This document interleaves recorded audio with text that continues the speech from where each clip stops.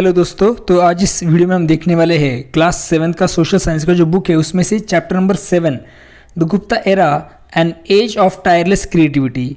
इस चैप्टर का ये 5th पार्ट है, फाइनल पार्ट है। तो इसमें हम देखने वाले हैं the decline of Gupta's. Okay, अगर वीडियो आपको अच्छा लगे तो चैनल को लाइक शेयर और सब्सक्राइब जरूर कीजिएगा। चलिए फिर बिना वक्त गवाए शुरू करेंगे द डिक्लाइन ऑफ गुप्ताज, इस पॉइंट को डिटेल में समझने के लिए। The decline of the Gupta's, Gupta का पतन। By the 6th century, the Gupta Empire began showing signs of decline as the later rulers faced challenges from the external invasions. Okay, 6th century तक क्या हो गया? तो जो गुप्ता साम्राज्य उनका साम्राज्य में क्या हो गया? तो पतन के संकेत दिखाई देने लगे, साइन दिखाई देने लगा डिक्लाइन का। और बाद में जो गुप्ता शासक आए उनको बाहरी आक्रमणकारी उनकी गंभीर चुनौतियों का सामना करना पड़ा। चैलेंजेस थे उनके सामने एक्सटर्नल इन्वेशन के, बाहरी आक्रमणों के। अंडरस्टैंड, किसके सामने? बाद में जो गुप्ता शासक बने उनके सामने। The fierce Huna tribe from central Asia repeatedly attack the empire. मध्य एशिया से आए जो शक्तिशाली हून थे, हुना ट्राइब्स, ये बार बार क्या कर रहे थे? आक्रमण कर रहे थे। अंडरस्टैंड, इसकी वजह से क्या हो गया? Weaken it's control over the north India. और इसकी वजह से गुप्ता जो ये है एम्पायर, वो जो है वो उत्तर भारत में उनका नियंत्रण कमज़ोर हो गया। एट द सेम टाइम, इसी टाइम पे the rise of powerful regional rulers led to internal conflicts. और इससे और एक चीज़ हो गई कि शक्तिशाली ऐसे क्षेत्रीय शासकों का उदय हो गया। इसकी वजह से इंटरनल कॉन्फ्लिक्ट होने लगे, मीन्स आंतरिक संघर्ष भी बढ़ने लगे थे। हाउएवर, लेकिन was this truly the end? क्या यही वास्तव में अंत था? और the beginning of a period that marked a turning point in Indian history? या फिर भारतीय इतिहास में एक नया मोड़ की शुरुआत थी? ठीक है, इसके बारे में हम इसी साल के जो सेकेंड पार्ट है उसमें हम समझने वाले हैं। ठीक है, meanwhile in the south and north east, इसी दौरान दक्षिण और उत्तर पूर्व में क्या चल रहा था इसके बारे में समझेंगे। Let us go back to the map in figure 7.8। फिर से अब क्या करेंगे? 7.8 का जो मैप है उसकी तरफ जाएंगे हम। While the Gupta's rule in the north, okay, जब गुप्ता जो थे वो गुप्ता शासक क्या कर रहे थे? उत्तर में शासन कर रहे थे। ठीक है, the Pallavas emerge as a powerful dynasty in the south. और उसी टाइम पे दक्षिण भारत में पल्लवा जो थे एक शक्तिशाली वंश के रूप में उभर रहे थे। ठीक है, ग्रेजुअली कंसोलिडेट, ये जो पल्लवास थे gradually consolidating their power in part of present day Tamil Nadu, Karnataka, Telangana, Andhra Pradesh. और ये जो थे उन्होंने क्या किया? तो धीरे धीरे पल्लवास ने क्या किया? तो धीरे धीरे अब करंट में जो कर्नाटका है, तमिलनाडु है, तेलंगाना है, आंध्र प्रदेश में है, इन कुछ हिस्सों पे अपनी शक्ति को क्या कर दिया था? मजबूत कर लिया था। Their origins are not clearly known. Pallava की जो उत्पत्ति है इसके बारे में स्पष्ट ऐसी कोई इंफॉर्मेशन नहीं है, उनके बारे में कोई नॉलेज नहीं है, कोई इंफॉर्मेशन नहीं है। Understand, but they appear to have been a tributary power under the Satavahanas whom we encountered in the previous chapter and to have gained power as the Satavahanas decline। जिनके देखो इनके बारे में कोई इंफॉर्मेशन तो नहीं है, लेकिन ऐसा माना जाता है कि जो पहले सातवाहना हो गए उनके अधीन एक कर देने वाली वो शक्ति थे। अंडरस्टैंड, ट्रिब्यूटरी पावर थे वो। ट्रिब्यूटरी पावर मीन्स जो सातवाहनास को क्या करते थे? टैक्स देते थे। ठीक है, वो ऐसे पल्लवास थे। ठीक है, इस जिनके बारे में सातवाहनास के बारे में हमने लास्ट चैप्टर में पढ़ा है, उनके अंडर में ये काम करने वाले थे पल्लवास। ठीक है, जैसे जैसे जैसे सातवाहनास का पतन हुआ, पल्लवास की शक्ति क्या हो गई? तो बढ़ती चली गई। ठीक है, Pallavas were also great patrons of art and architecture. Pallava शासक जो थे वो भी कला और वास्तुकला के महान ऐसे पेट्रोनज थे, मीन्स संरक्षक थे।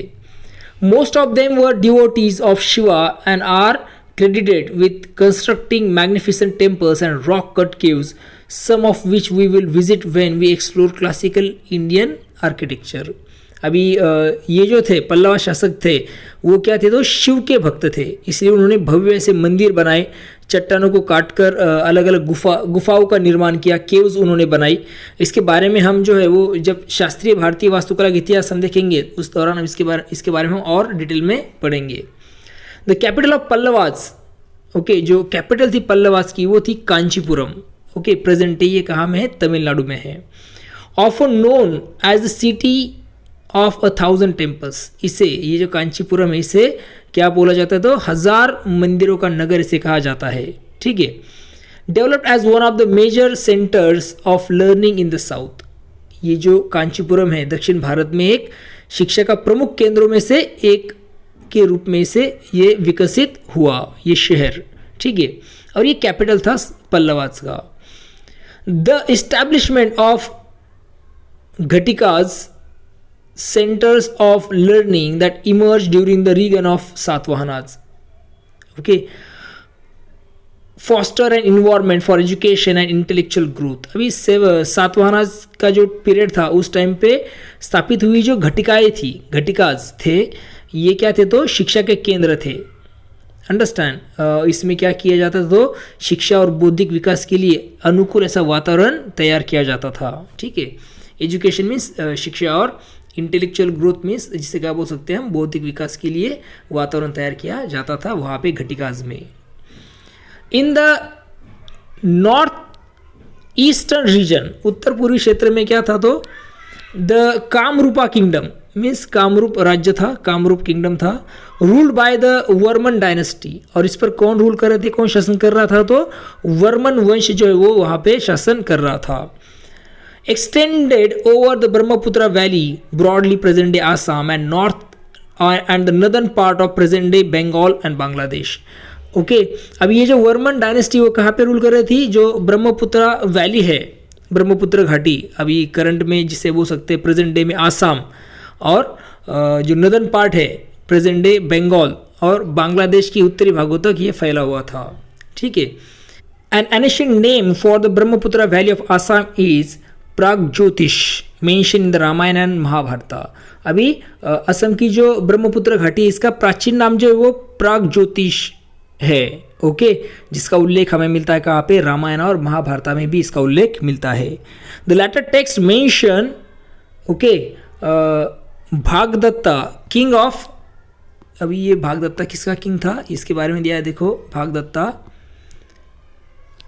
प्रागज्योतिषा modern day Assam as fighting on the side of Kauravas in the great war.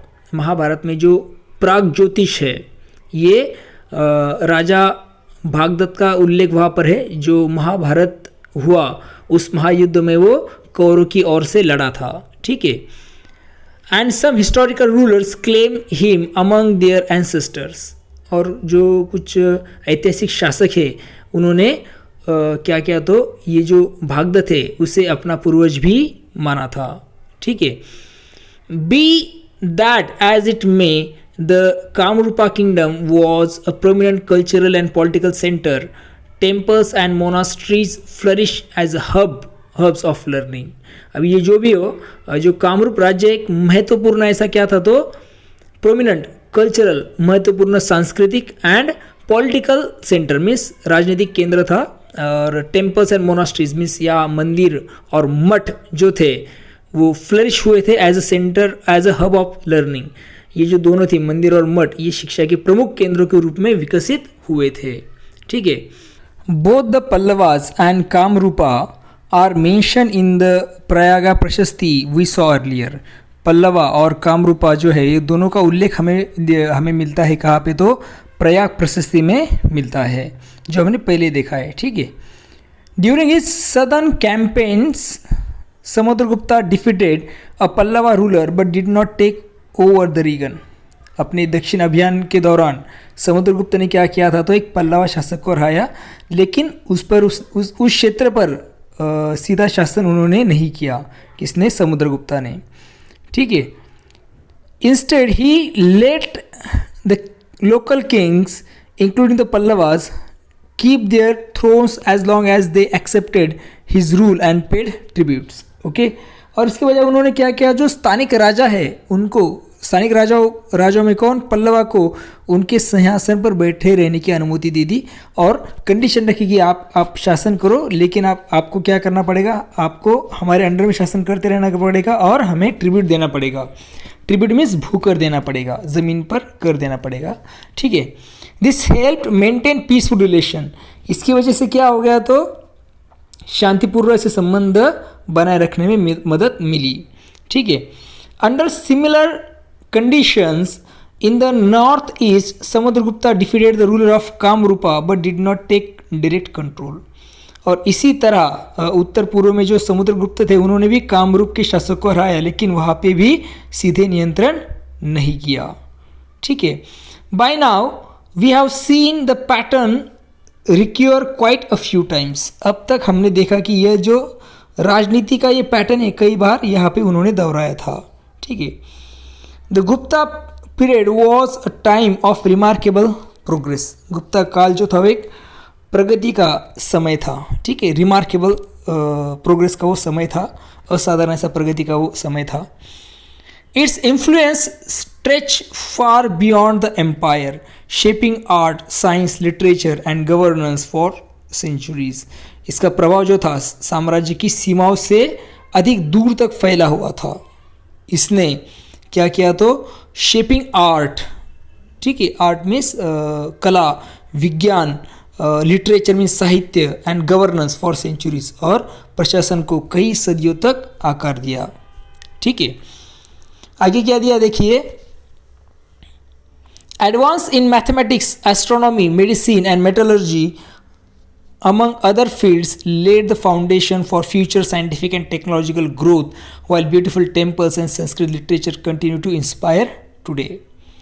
Okay, mathematics, उसके बाद दिया देखो एस्ट्रोनॉमी मीन्स खगोल विज्ञान, मेडिसिन चिकित्सा, और मेटलर्जी मीन्स धातु विज्ञान में जो टेक्नोलॉजिकल ग्रोथ हुई, इनमें जो उन्नतियाँ हुई वो भविष्य की वैज्ञानिक और तकनीकी प्रगति की उन्होंने नींव रखी, में शुरुआत कर दी। इन सब चीज़ों की जो डेवलपमेंट हुई थी गुप्ता पीरियड में, इसकी वजह से क्या हो गया, तो भविष्य की वैज्ञानिक और तकनीकी प्रगति की उसने नींव रखी थी। ठीक है। और साथ ही साथ भव्य से मंदिर, संस्कृत साहित्य आज भी की प्रेरणा के क्या है, तो स्रोत हमें दिखाई देंगे। The Guptas created a stable and prosperous society. Guptas ने क्या किया, तो स्थिर और समृद्ध समाज की स्थापना की। Okay, setting a model for future rulers, और भविष्य के शासकों के लिए एक आदर्श मॉडल वो थे। Their legacy still alive in India's culture, tradition and way of life, marking this era as one of the high points in Indian history. आज भी हम देख सकते हैं उनकी जो विरासत है वो आज भी भारत की संस्कृति, परंपरा और जीवन शैली में जीवित है। Understand, marking this era as one of the high point in Indian society. और इस यहाँ पर अपना ये चैप्टर होता है समाप्त। एक टाइमलाइन दी है वो हम देखेंगे, क्या दिया देखो, 300 से लेकर 600 तक सी। ओके, ये जो टाइम ड्यूरेशन है 300 ईयर्स का, तो इसमें कौन सा राजा कौन कब आया इसके बारे में इंफॉर्मेशन दी। देखो वाकाटकाज जो थे वो रूल कर रहे थे 300 सी पहले से लेकर 500 सी तक। ठीक है। इसके बाद देखें तो कामरूपा आए कब, 350 से लेकर 600 के बाद ही वो चले। गुप्ताज जो थे वो 300 से लेकर 550 सी तक, और पल्लवाज जो थे वो 300 से शुरुआत हो गई उनकी, और बाद में 600 सी के बाद भी वो रूल करते रहे। ये कुछ इंपॉर्टेंट फिगर्स हैं, जैसे कि समुद्रगुप्ता 350 से वो रूल कर रहे थे, तो चंद्रगुप्ता 2 तक मीन्स 400 तक। उसके बाद चंद्रगुप्ता के बाद यह देखो प्रभावती गुप्ता, उनकी लड़की का नाम है, we all know that. Kalidasa का टाइम पीरियड भी दिया है, 400 से लेकर 450 के दौर में कालिदासा आए। उसके बाद आर्यभट्ट आए 500, और वराहा मिहिरा 550 को वो आए। तो ये टाइमलाइन भी हम यहाँ पे देख सकते हैं। आई होप आपको ये जो चैप्टर है वो अच्छे तरह से समझ में आ गया है, जिसमें हमने देखा है कि गुप्ता एरा और age of tireless creativity.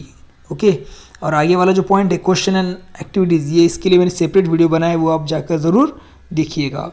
Okay, I hope आपको ये चैप्टर पूरी तरह से समझ में आ गया है। अगर आपके कोई सवाल है, कोई आपके क्वेश्चन है, तो कमेंट सेक्शन में ज़रूर मुझे बताइएगा। ठीक है, तो फिर मिलेंगे नए वीडियो के साथ। देखते रहिए सुबोध फाउंडेशन, ये अपना यूट्यूब चैनल को लाइक, शेयर और सब्सक्राइब ज़रूर कीजिएगा।